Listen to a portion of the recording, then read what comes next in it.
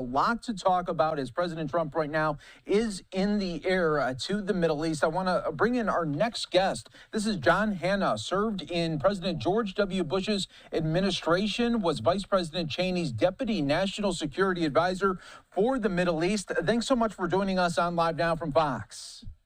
Great to be here, Mike. Thank you for having me. All right, so it's great to have you here. Let's talk about President Trump's visit in just moments, but I want to talk a little bit about Edan Alexander and what had to take place for the U.S. and Hamas to come to this agreement to let him out safely. How does this happen?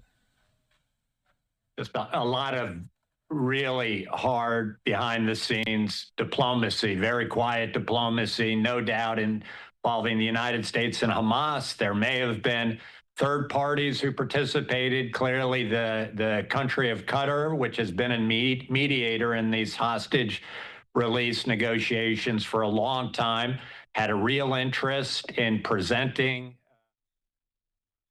with this gift of having this last living American hostage released before the president arrives later this week in Doha in Qatar for this trip. And what type of momentum does that not only give President Trump, but the administration overseas? Well, it's another item that the president can claim as a significant victory, that he has a real track record of returning American hostages home without apparently giving too many concessions in return. He's also, remember, just coming off having played an important role in stopping a much wider and more dangerous war between India and Pakistan, which is very much in the neighborhood of the Gulf region where he's now traveling. So I think the president comes into this trip with some momentum, and we'll see what happens, because the war in Gaza is going to be a big issue, the negotiations with Iran, of course, and even questions regarding the U.S. relationship with Syria after the fall of the Assad regime. And what aspect of this trip are you going to be really looking to as far as some big moments that we could potentially see for President Trump and the rest of the administration in the Middle East? Well, first of all, of course, be the pageantry. I mean, these are three countries very well disposed to President Trump. They're going to want to put on a terrific show and welcome for him. But there's going to also be a lot of dollar signs announced. These are countries who want to curry favor with the United States. They know the president is interested in publicly being able to announce very big deals, investment deals that are good for the United States, money coming into our companies, our businesses, our technology. So I think that will be the big public headline. It's going to be hundreds of billions, if not trillions of dollars of deals that hopefully will help advance the American economy and grow the American economy for the American people. But behind the scenes, we are going to see some hard negotiating and diplomatic talks about, again, that war in Gaza, where these Iran nuclear negotiations are headed, and then big questions like what's the fate of the American relationship with the post-Assad regime in Syria, these very problematic actors in Syria that have taken power, former jihadists who fought the Americans in Iraq, now in power. Got a lot of American sanctions on Syria that some of our Arab allies would like to see eased to give Syria a chance to recover economically. So that also could be a big item behind the scenes in the president's diplomatic talks. And John, I'm so interested in this, and I think a lot of other viewers are too. When we see a trip like this take place, how many weeks, months have his team members been putting really the ball in motion for so many of the things that President Trump will be talking about in the Middle East? What is the lead up to a trip like this?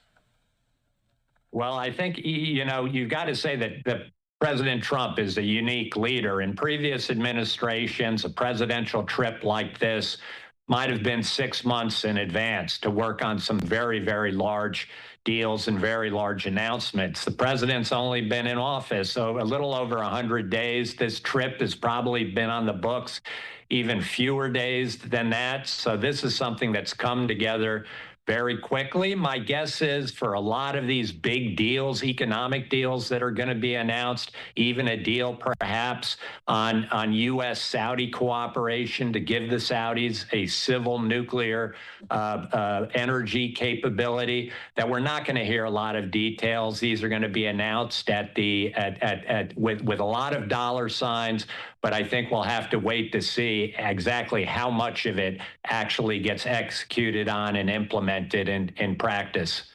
Yeah, it will definitely be a sight to see there when you talked about the pageantry. We remember the first administration with President Trump and some of the really moving images. And it's just always a very proud moment, too, to see Air Force One just landing in a different international city and just seeing the welcome that America does get. Yeah, absolutely. When you see that big blue and white land anywhere, that 747, it's awe-inspiring and it's impressive, and it's don't doubt it that it's a major factor when a president of the United States shows up in a foreign country in that particular plane. It's impressive, it's awe-inspiring, and it's part of our soft diplomatic power that countries have to pay attention to, that they respect and they want to do business with a country that's as capable as the United States. And clearly these Gulf countries want to do business with the United States. They want to be on our side in the big international issues of the day. And I think it's important that the president, any president, try and wield that kind of leverage that comes from both our obvious political, economic, military, hard power, but also those soft power touches that come from just being the United States of America, with our extraordinary history and all the good that we've done in the world over the last 250 years. Yeah, so true. Looking forward to more takeaways from this trip. John Hanna, thanks so much for joining us on Live Now from Fox. We appreciate all of your insight as always. Terrific. Thanks for having me, Mike. You take care. And we will take a 2-minute break here on Live Now from Fox. We'll be back with much more in moments.